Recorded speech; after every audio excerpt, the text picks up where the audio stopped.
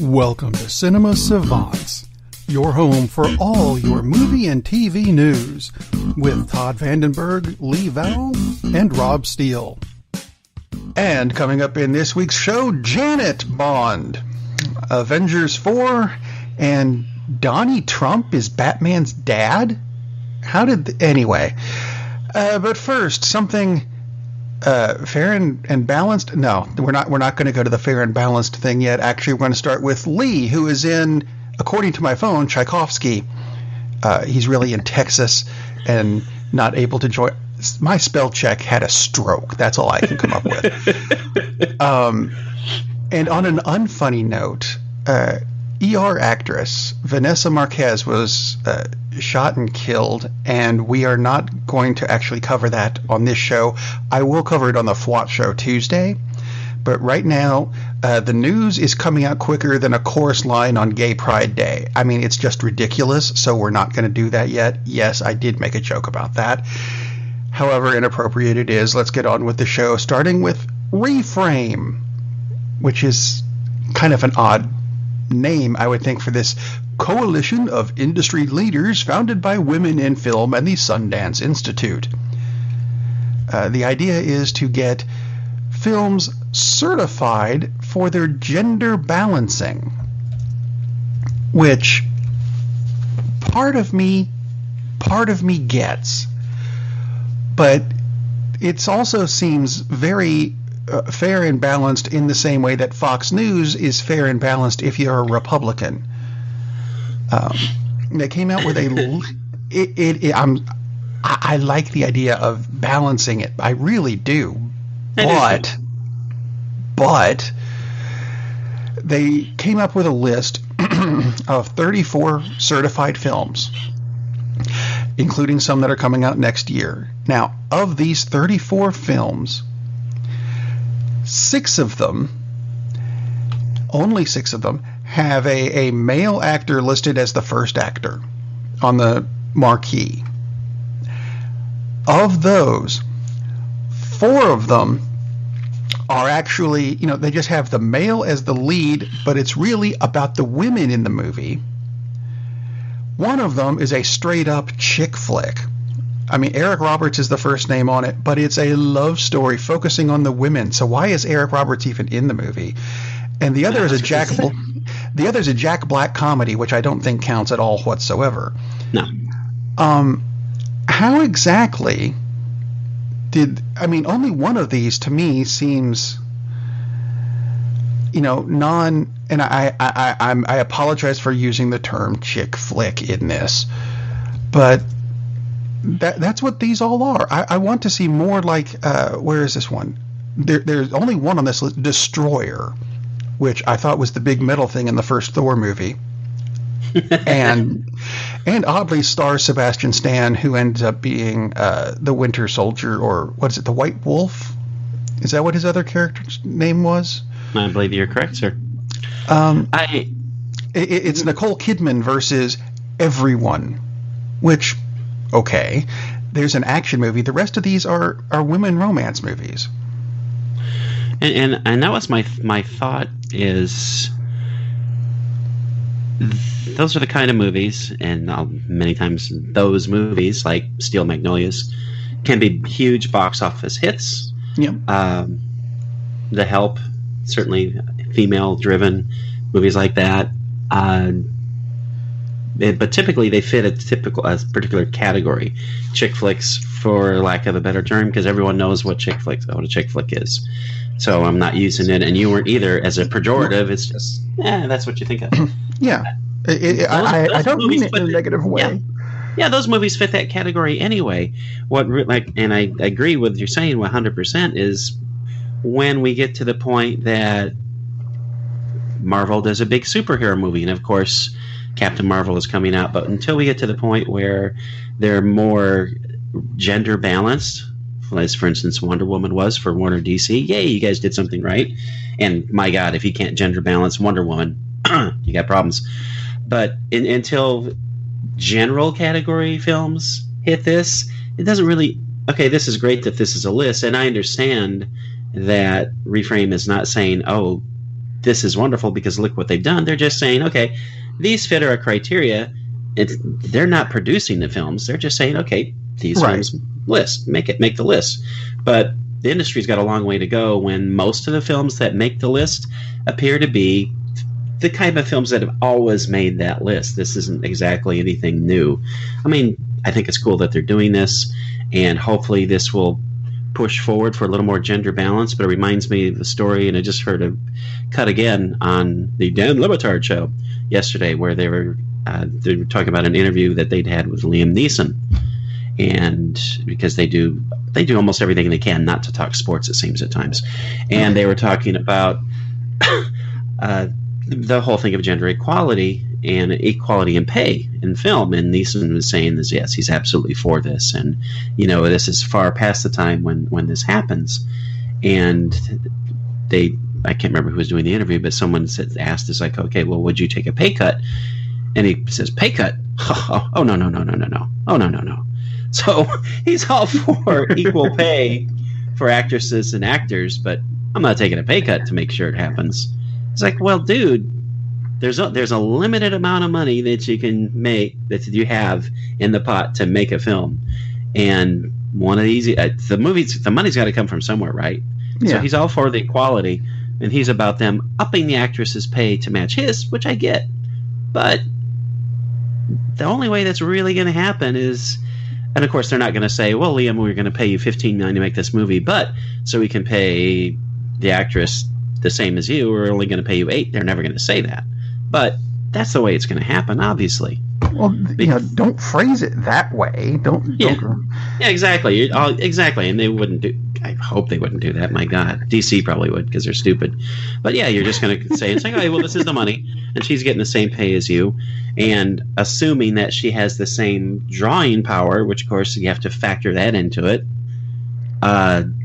You're not going to cast someone who was, who had a bit part on Mary Smith, who. Yeah, exactly, and pay her the same as Liam Neeson.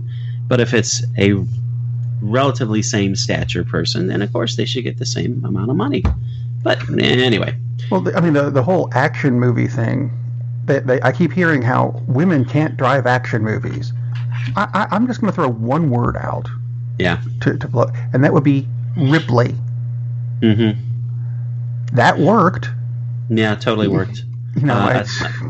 And I'm not looking at the box office numbers, and I'm not going to say that this was a huge hit, but it was a hit. Atomic Blonde. Extremely well. Let's see. Who was the lead character in the latest Mad Max movie that you don't like at all, that you've kind of fell asleep through 3 times? I fell asleep 4. Was a huge, huge hit. It's not because of Mad Max. No. At all. No. It's all about the female lead. So, well, actually, it wasn't in that particular vehicle. You had Mad Max and 8 women? Vehicle. I see what you did there. Yes. What did I do? Because whatever it was an accident. Mad Max vehicle. I like it. Oh, well, yes. Yeah. Probably. I mean, it wasn't a chick flick. It was an action-based, female-led movie that happened to have Tom Hardy, and oh look, isn't he sexy in that bondage mask? Yeah, Tom Hardy as the sidekick in a Mad Max film, which is really, and he absolutely is the sidekick in this movie. Yeah, it's interesting. Man, it's great. I mean, it made a ton of money, which is what we're talking about here. So absolutely no reason that they can't go forward and do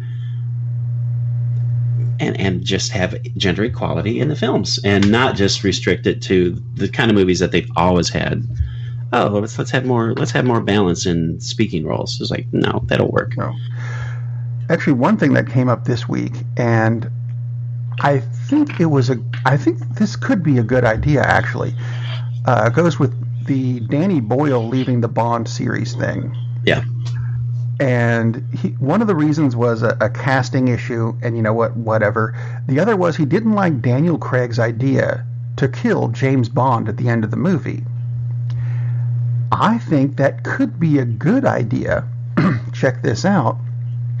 If you kill James at the end of the movie and come up with a new 007, Janine Bond, or what did I say in the open? Janet Bond. Janet. Whatever. Jane Bond. I keep hearing, why don't we have a female Bond? Here's how you do it. And although I will say this, don't make the last name Bond. Janet Davis, whatever, is the new 007. You can come up with a better name. That's just off the top of my head. It's got to be one syllable each, though, so you still get that beat. Jane, whatever. Smith. Dame Edna Smith, something. I don't care. Dame. I would just assume Dame Maggie Smith. There we go. Actually, I would keep it with Bond and just say, it's like a long lost cousin he didn't know about. Not even related. But as long as she is a 007, there's your way to switch it over from the masculine to the feminine, and that I wouldn't have a problem with that. But just spontaneously going, no, James has always been a woman. No. Well, if Charlize Theron plays 007, it's like, because basically she already did an Atomic Blonde. Hell yeah. Oh, hell yeah. And it doesn't just have to be her. There are plenty of women who could do the role. Absolutely. But yeah, I'm totally in for that. That would be terrific. Or start the series completely over. Like HBO did not do this series. HBO just picked it up. It was a Japanese series called Miss Sherlock, which I found yesterday morning, I think. Where, guess what? It's the Sherlock Holmes story, except they're both women. And you're starting it over. It's not a continuation of a previous series. Sure, why not? As long as, you make them good stories, regardless of, what the gender is. I don't watch things for, I need to know what's in their pants before I watch the movie. No, I don't. I don't care what's in their pants. You could, hermaphrodites, or, eunuchs. I don't care, as long as it's a good story, and I, don't have to watch them change their clothes, I guess. Yeah, that doesn't matter. It's the story I watch it for. I agree 100%. Oh, and tying back into your Jane 007. Yes. They've already done this basically, and it wasn't a 007 movie, but the movie Salt, about 8 years ago. Angelina Jolie and very much was it awesome, Johnny Depp? Awesome movie. Don't think he was in that. No, Liev Schreiber. No. Hang on a minute. I'm looking that up. Awesome movie. Absolutely awesome movie. So absolutely, this can be done. And I just tried to look up salt.com, and I know that's not going to go to the movie. And I didn't realize the movie was as big a hit as it was. It did almost $300 million in the U.S. I don't recall it being a huge hit at all. I mean, I really, really liked it. But again, to our point, obviously females can play the lead in action movies and make tons of money, like Ripley, as you said at the beginning. Hello. So absolutely no reason not to do that. I think it would be terrific. And for God's sakes, they'll reboot it again, and they'll come back with James Bond after they have a run of 10 years with the female 007. That would be awesome if they did that. They're doing it with Doctor Who. Why not? Yeah, absolutely. Which I'm looking forward to. I could have sworn Johnny Depp was in that movie. You have been Tchaikovsky'd, sir. I have been. Damn you, spell check. Moving on to what was next on the list anyway. Oh yeah, Guy Pearce, which just sounds like a very masculine name to go into right after the feminine stuff. Anyway. Really? Why didn't he ever do porn? Anyway, go ahead. He's got the right name for it. Anyway, he was doing a press tour for a movie called The Innocents, which is not what we're talking about. No. It's on Netflix, apparently, and Netflix told him during this press tour, do not use the term binge watching, because Netflix doesn't like the term binge because it implies drug use or something, and I got to agree with him. I'm not sure I ever cared for the term, and for some reason it's something I can't do. I keep falling asleep. Damn you, narcolepsy, I guess. I don't know. But don't use the term. It makes Netflix grumpy, and then they won't make your shows anymore. They will, however, release, and this is a Tupac thing, I think. Orson Welles, because he goes together with Tupac in that they're both no longer living. Orson Welles' movie The Other Side of the Wind is being released.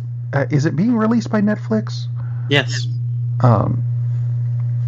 Which is weird because he died in what, 1970? 1922.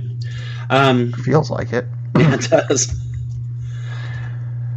He began filming this particular movie in 1970 and just never finished it. So it's coming out now, kind of like a Tupac album, which Tupac comes out with albums every year, which is weird because he died, almost 20 years ago now? I believe you are correct. Yeah, it's actually being released at film festivals. I think it's at the Venice Film Festival is where it's premiering. Yeah. But Netflix is going to have it. I don't think they're showing it until October or November. So how long? November 2nd. November 2nd. There we go. I'm really looking forward to Orson Welles. Even when his films were kind of like, I'm not so sure about that. It's like, to me, Touch of Evil. I mean, some parts of it are amazing, and people who love Touch of Evil, and there are a lot of them, would think I'm insane. But to me, it doesn't quite all gel together, mainly because Charlton Heston as a Mexican detective doesn't really work at all, ever. So it kind of throws the whole thing off for me. But still a very cool movie. But I'm really looking forward to this because Wells had just such a crazy perspective, different from pretty much everyone else, which changed the language of film in a lot of ways to get like all uppity on the show. Just if you haven't seen Citizen Kane, watch Citizen Kane, and you'll see, holy cow, that's where they got that idea from. Like half of what they do in movies. So this is really, really exciting because the guy was absolutely brilliant. He was so brilliant, Hollywood didn't really get him, which is why he didn't make a whole lot of movies, because they wouldn't let him what he wanted to do. So they wouldn't let him do what he wanted to do. Guy, Tchaikovsky'd myself there. Anyway, Other Side of the Wind. Totally looking forward to that when it comes out on Netflix, along with everything else in the world, apparently. So I'm looking for that in November. Oh, let's see. Moving on to something that may or may not be coming out. Actually, a couple things that are like that. Wesley Snipes has said that he wants to do more Blade movies, only have them be part of the Marvel Cinematic Universe. Now, Marvel has said, hey, that'd be kind of cool. As Disney, on the other hand, I can't see them doing a Blade-style vampire movie. So, the theory is Netflix. See, it all ties back together to Netflix. Of course. Do you think Blade would work as a Netflix series? It totally would, except I don't think they're going to do that because Disney is pulling... Well, no, they haven't said anything about the Netflix shows. They're not putting... The movies won't be distributed to Netflix. Right. But as far as the Marvel shows, there's been no word on whether those are going to continue once Disney finally ramps up their Disney streaming stuff. Service. Yeah, absolutely would totally work. Although I would much more than have them do a series, I'd rather have them do the movies. Mm-hmm. And just make them, don't put them under the Disney banner, put it under the Netflix banner. Just create a different division if you have to, because Netflix has had films that are Netflix produced films, but they've been released theatrically. Beasts of No Nation. That's not No Nation. Anyway, Beasts of the Southern Wild. Sorry. Other Side of the Wind. Yeah. Anyway, on Other Side of the Wind. So things like that. Things like we just talked about. I would much rather see them do movies, so it would be a bigger event. And I don't want to have it have like a lower budget and have it be this episodic thing. I want them to do it big. I think it'd be fantastic. And I mean, if you can fit Asgard into the same world where you have a blind lawyer beating up crooks, and they manage to do it effectively, they make magic work together with high-tech stuff. Absolutely, you can work vampires into it. Absolutely. I have no problem figuring that out. And I would love to see Wesley Snipes play Blade. He's not too old. He's a half vampire, for gosh sakes. He can be 1,000 years old as long as he can do some of the basic things. And I'm sure he still can. That would be terrific. I don't want to see them recast Blade. 20 years from now, okay, recast Blade. But the dude is still there. He can still do it. He's as still Daniel Craig. Daniel Craig can play. No. That would be awesome. I would love to see Blade, and especially make that only if they tie it into the Marvel universe, because that would be cool. Be great. Absolutely, it would be great. I mean, Blade kind of kicked off the Marvel universe. If you want to be picky about it. Yeah, exactly. You know, showing, hey, look, superhero movies can do it. However, Guardians of the Galaxy, flip. Because of the James Gunn thing, they've delayed the Guardians of the Galaxy 3 indefinitely. Yeah, that's the scary part, the indefinitely part. And Dave Bautista came out, I think it was Friday, and said that they may be even changing the outcome of Avengers 4 to possibly even, because, spoiler for those of you who haven't bothered to see the movie yet, five of the seven Guardians. Some of the lineup. Didn't make it. Gasp. Rob didn't say 5 of the 7. He just said some of the lineup. I didn't say which 5. No, you didn't say which 5. It was the Nova Corps. Well, actually, they died early on in the movie. If you were paying attention, yeah, they just may keep them dead, which. It would be a huge mistake and would be stupid. If it serves the plot of the film, right, but don't change things because of real-world events. You can't. Well, you can do that because you own the property. Do whatever you want, but don't do that. But please don't. Yeah, that would suck. And if you want to accidentally bring back Yondu, yeah, not gonna hurt me. And one of the other things about Guardians of the Galaxy 3, there were rumors now that they might be dropping his playlist. Like, what the? Yeah, I saw that and thought that's what a really the hell stupid are you thinking? Come on. I can see taking him out of the director's chair, but to me, there's no reason, and I kind of struggle with that, but I get the point, and I know you don't, and, well, you get the point, but you don't agree. You and Lillian. Exactly. Yeah, exactly. But there's no reason to dump the script, and there's certainly no reason to dump the playlist, which is going to be the basis of the soundtrack. Is replacing everything with Tchaikovsky. Yeah. Now Gunn could probably make that work, but they're not going to let him make that work. No. Yeah, it's just so frustrating. It's like they feel like it seems like they're considering taking this scorched earth policy. It's like, well, if you're going to go that route, why don't you just recall all of the Blu-rays that you've issued of the first 2 films and delete from everyone's account the digital versions. If you're going to do that, just take it all out. Like, come on. I don't understand. I think you have made your point by saying we don't want this guy representing the company because of the jokes he said 10 years ago, which were stupid. Okay. That he apologized for at the time. Okay, if you're gonna go that route, I kind of get it because of this is your core fan base. This is your core customer group, and you can't really have those two. It doesn't look right if we're letting this guy still work for us. He's already done this other work. It doesn't make any sense to toss it out the window because obviously he knew what he was doing with the first 2. Obviously, all the people who worked with him think he's an awesome person. So it's just, I think you've done enough by saying, sorry, dude, you can't sit in the director's chair. And of course, these are rumors about possibly getting nothing's confirmed yet. And it's going to be a while before anything is confirmed when they say it's on an indefinite hiatus. That's really, really scary that they've pushed it back that far. Which means they secretly filmed it last year and it's going to come out like a new Eminem album. Just dropped. That would be awesome. Hey, you know what I saw at the movie last night? Guardians of the Galaxy 3. Yeah, who knew?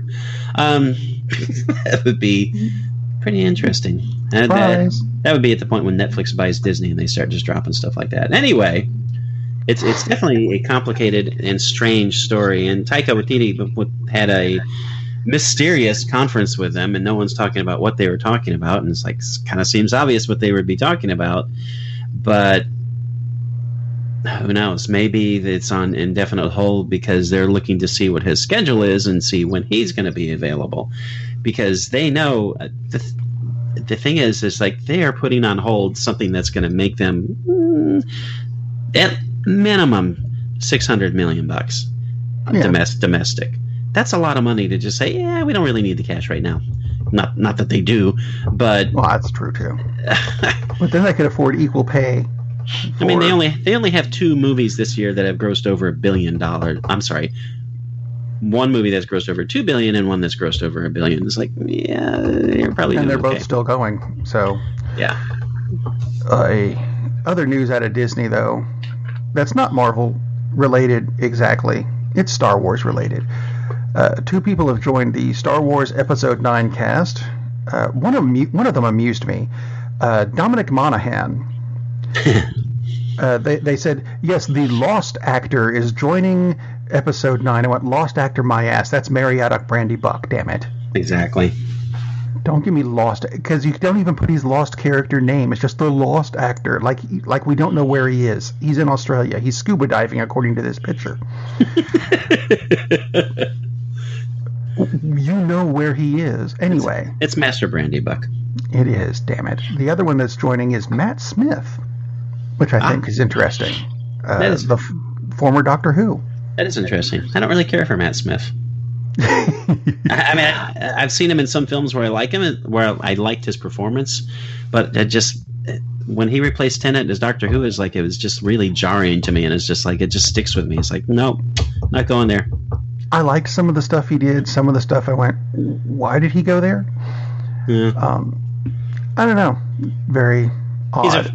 He's a very good actor, but it's just for whatever reason he just kind of gets me, and it absolutely is because, dude, you're not David Tennant. I knew David Tennant, and you're no David Tennant. I mean, it just has my mind just doesn't. It Tchaikovsky's and is like, nope, no Matt Smith, thank you. Well, what do you think of this then? Oscar Isaacs, who played Poe, not Tinky Winky, Poe in the Star Wars movies. Oh my God! Why isn't there a Teletubbies Star Wars mashup? I demand it. Fine, I'll break out Photoshop later and. Thank you. Oh, good Lord. Anyway, he's been rumored to be playing Batman. And I'm not entirely sure that works, but I'm also not entirely sure it doesn't. You know, it's the weird. I have the same immediate thought. It's like, yeah, I don't know. And he obviously can play intense. I mean, zero problem playing intense. And just forget about him in the Star Wars movies. It's like that. I'd like to forget about him being in X-Men Alpacalypse too. Yeah, man. That was just had nothing to do with him. No, zero to do with him. No, it wasn't him. Yeah, a Violent Year. I can't remember now if it's a Violent Year or a Most Violent Year. He's awesome in that. He is absolutely off the charts. Yeah, awesome. I've seen him do some great stuff. It's just I'm not sure if the Star Wars movies. No, exactly. I'm not sure if he works for Batman, and I don't know why, because I don't know. I just have kind of a not sure about it. If Michael Keaton could do it, why not? Oh, but Michael Keaton is still really the best Batman. Bale absolutely worked. Keaton absolutely worked. I'm not even going to mention. I thought Ben Affleck worked. Ben Affleck definitely worked. Val Kilmer didn't really work for me. And I think Val Kilmer's terrific, but to me, he just did not work as Batman or Bruce. I think he worked, and I think Tommy Lee Jones worked in that movie, and absolutely nothing else in that particular movie worked. Tommy Lee Jones absolutely nailed it, but when doesn't Tommy Lee Jones nail it? I think it was... I think Val Kilmer just got swept up in the lack of things working in that particular film. And can we go back in time, or can we send Tommy Lee Jones back in time, like 30 years or 20, depending which Batman you want, and have him be Batman? Because, oh my God, he would kill it. That would be excellent. Oh my God. Anyway, Oscar Isaacs, yeah, maybe. But get us a time machine and send back Tommy Lee Jones, because I want that dude to play Batman. Well, there's another rumor going around that's Bat-related. To Joaquin Phoenix's Joker film, where Alec Baldwin is supposed to be playing Thomas Wayne. and then he's not supposed to be playing, and then he is playing, and then he's not, and then he decides against it, but I'm sure he'll come out in favor of it by the time this show actually airs. Make up your damn mind, Mr. Trump. Baldwin. Weird. Frankly, I don't care if he does or not. It can't be that big a role. I wouldn't think so. It has to be a cameo of some kind. Anyway. Not the only Bat news, because there's more. Actually, this isn't Batman news. This is Gotham news, and Batman isn't in Gotham, which is still stupid. Yeah. Frank Miller's The Dark Knight was an excellent graphic novel. I'm not going to call it a comic book. That's a graphic novel. Oh, absolutely. Series set where Batman is 70 or 80 or something. So it's set way in the future, where we've also got these characters who are the mutants who have taken over Gotham. And somehow Frank Miller's mutants are coming to Gotham, which takes place before Batman exists. Is anyone else confused? Because I am. That doesn't make any sense. I think the people who are watching Gotham would not be confused, because they probably have never... They've raped the entire rest of the storyline anyway. Why not? They probably never even heard of the Dark Knight graphic novel. I mean, I can't imagine... And I'm sorry if you like Gotham, but my mind can't wrap itself around someone who's watching Gotham and think this is a cool Batman story. It's such a farce. Every single supervillain just happened to go to the same high school. It's like, just stop with this crap. And now these creatures, people, whatever, who are from at least 60 years in the future, are going to show up. I'm like, no. Just wrap up this hideous wreck and get rid of it. It's the 5th and final season.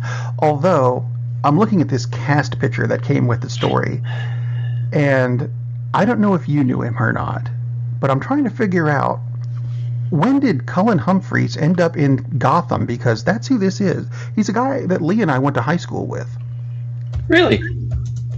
It can't be him. I know it's not him, but it looks like him, which is and he is an actor who's been in stuff. That's interesting. It's very weird. I will have to email him later and go, Cullen, when the hell were you in Gotham? Anyway. I hope. How old is Bruce in this crap fest? What is he, like 14 or something? Something like that. So I just hope he puts on the cape and the cowl for the last episode, because that would make perfect sense. I think he did in season 4, but it didn't have the ears or something. God. Anyway, moving on to interesting DC-related news. Coming out of the Doom Patrol series, and there's a lot of stuff that came out about the DC Universe this week. The Doom Patrol series finally has cast the voice for Robot Man, and bear with the names on this show. I'll tell you this up front. The stories are going to be pretty cool. The names were created in the 60s, so they're kind of crap. Thus, Robot Man. Yeah, Robot Man. Is being voiced by Brendan-Fraser, which I haven't heard of him doing anything since the third Mummy movie. Yeah, interesting. I like that. And the villain, Mr. Nobody, again, this was the 60s, is being played by Alan and I've never pronounced this name correctly. Tidike. Oh, yeah. How do you pronounce? I've never heard it actually pronounced. I've always go, and here's his name, Tudyk, and I go, oh, I don't know how to pronounce that. I love him. I really do. I don't know how to pronounce his name. But he plays Mr. Nobody, who is a product of an experiment that gave him the power to drain sanity from others. I like the idea. Very cool. That's kind of cool. Very cool. Anyway, it comes on the heels of the DC Universe streaming service, which is going to be starting on September 15th. The Titans series, which is the first of their live-action series to start up, and the Doom Patrol makes its first appearance in the 5th Titans episode. Titans starts on October 12th. There is now a cost attached to it. It'll be $7.99 a month or $74.99 a year. And they included a clip of the forthcoming Young Justice series, which is that's the only thing I'm really looking forward to at this point, because that was a series that ended so prematurely. And apparently they're doing another gap because there was a 5-year gap between season 1 and season 2. Apparently there's going to be another gap between 2 and 3, because in this clip we get a picture of Nightwing, who is Dick Grayson, which is very cool, talking over his comm system to Oracle, who very cool. If you know your DC series, Oracle is actually Barbara Gordon, not as Batgirl. This is post Killing Joke, where she was shot and paralyzed. Paralyzed by the Joker. And became a computer hacker Oracle. I don't know if that's where they're going with it in this series, but I like the idea. Not that I'm not advocating violence against women. Or, yeah, not really going there. No, obviously not. But yeah, Oracle is a very cool character, and that was a very nice cool move for DC to go from the Killing Joke. I don't know if I'm going to subscribe to the DC service until Doom Patrol comes on, because I'm really looking forward to that, because Doom Patrol, it was an awesome series when I was a kid. Yeah. Really enjoyed it because it was so different and so out there. That and Metal Men, which we're not going to get the Metal Men, sadly. Well, we could at some point, but I'm just saying it's not on the horizon, but we totally should, because that series was awesome as well. But Doom Patrol was excellent because the characters are so out there and so strange, just bizarre, so different from anything else. And if you saw them in the animated Titans series, they didn't take them far enough, and they were weird in that series. No, they didn't. Yeah, they were pretty trippy characters. So absolutely, and you're right. The names are just like Robot Man. I mean, Robot Man is about as creative as they get. So not the best names, but the powers and everything were just very cool. Although I will give them Elastigirl, because they created Elastigirl back in the 60s, and then the Incredibles kind of took it. Yeah. So it's not the other way around. Get that straight. Some good stuff. Anyway, speaking of good stuff, potential good stuff. I don't know if it's good stuff. Something that I didn't understand this week, of which there are a lot of things I don't understand. This is definitely on the list. Top Gun 2 has been delayed to give them more time to work on the CG for the plane fight scenes. I get that. So they delayed it like a year and moved up a couple movies, Terminator and Sonic the Hedgehog, which are going to be even more heavy on the CG. You would think. Ow, my brain hurt. What? That doesn't make sense. It doesn't make sense at all. Who is so it is not. It's not just me, right? That's a crack laden press release. Yeah. So Joseph Kosinski is the director of Top Gun 2. Best known for his computer graphics and computer generated imagery work. Okay, that's interesting. Okay, he did Tron Legacy. That's not really lighting the CG was really good. The CG was really good. Okay, so for some reason he's having a problem with CG, and they're doing plane fights with... It's just airplanes. With airplanes that really exist. Here's your suggestion. Go out and scan one. Fire this guy. Get Christopher Nolan to do it, because he managed to get actual World War II airplanes and fight dogfights with the actual planes. No CGI. You probably can get your hands on a few actual current military jets and actually film the fights. What a concept. Yeah, what a concept. Imagine that. Like, you gotta be serious. Are you kidding me? You haven't been able to put together the CGI fight for planes? It's going to take you a year to do it? It's like, wow. I was actually interested in this film, but now it makes me wonder, like, this guy is a special effects specialist guru and can't figure it out? It doesn't make it makes zero sense at all, unless they gave him like $16 for the budget.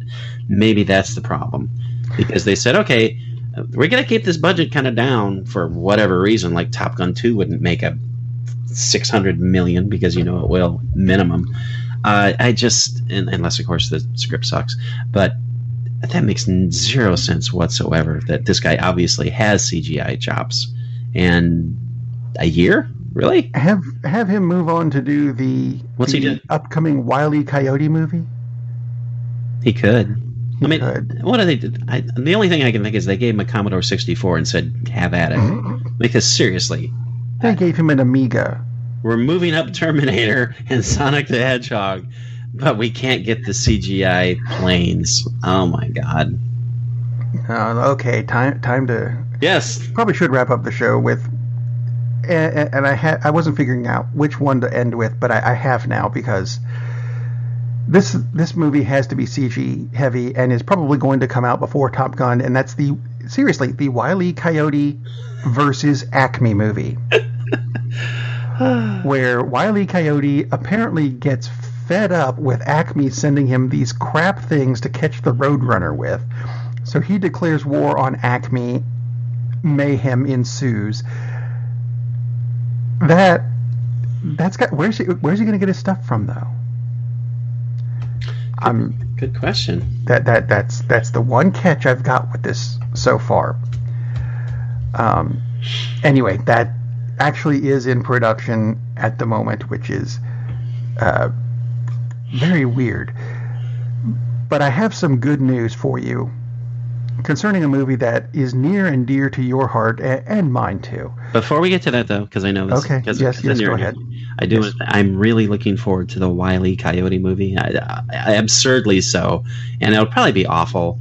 But if they do it right, this could be Who Framed Roger Rabbit again. This could be, not just wildly successful, but this could be an awesome, awesome movie. I just hope they get Dean Winters to play Wile E. Coyote. Mayhem. And all the TV ads, he would be fantastic. Who knows how they're going to do this, but I'm really looking forward. This could be absolutely great. Makes me happy just thinking about it. But I'm even happier thinking about this next one that you're talking about. Big Trouble in Little China. Yes. Dwayne "The Rock" Johnson has been attached to a new version of Big Trouble in Little China. Yes. Except it is not a remake, a reboot, a rehash, a regurgitation, whatever, of the original. It is going to be a sequel of some kind. And no, The Rock himself will not be playing Jack Burton. It's a continuation. It is a continuation. Which is beautiful because, just as I said, he's not playing Jack Burton because there is only one Jack Burton. The Rock himself said, "I'm not playing Jack Burton because there's only one Jack Burton." Wisely, he said, which makes it very, very open that Jack Burton, Kurt Russell, could be in this film, which would be like, oh my God, this would be like the best thing ever since Big Trouble in Little China. It would be so good. And maybe could we finally get like a hint of the crossover? Could Peter Weller like take a day off from the RoboCop regurgitation and show up in this as Buckaroo Banzai? Is like, yes, please make this happen. That was supposed to have been a thing. That would be so awesome. Oh my God. But just the fact that they're doing this right, because absolutely this is a good movie to remake because it's a fan favorite, but it made like $8 at the box office. And I mean, literally, I think it made like $6 million, maybe. It did nothing at the box office. I went opening weekend, and there were literally 3 people in the movie theater on a Friday night on opening weekend. That was it. Wow. That was it. That's how little buzz this movie had, which is opening amazing. Weekend, July 6th, 1986, 2.7 million, grossed 11 in the States. Oh, made it all the way up to 11. Which had amazing legs considering it only opened with 2. This is the kind of movie that you do remake because, it's a fan favorite, but there's still so many people who've not even heard of it, let alone seen it.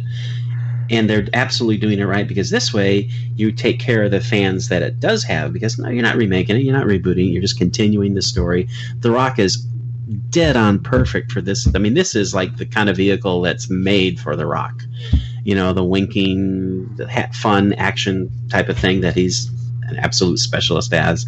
And the fact that they leave it open that they could have Kurt Russell show up in it is like, this is just the best. So, man, it makes me super happy. Nice to actually talk about fun stuff. And there's a good way to end the show on a happy note. So don't forget to come back this Friday. Or actually, we've got other shows between this one and the review show. We've got the FWAT show on Tuesday, and allegedly Lee's Seahawks show if he comes back from Tchaikovsky in time to do it. But, Friday we've got the review show for Cinema Savants, which is not going to include Happy Time Murders. Aww.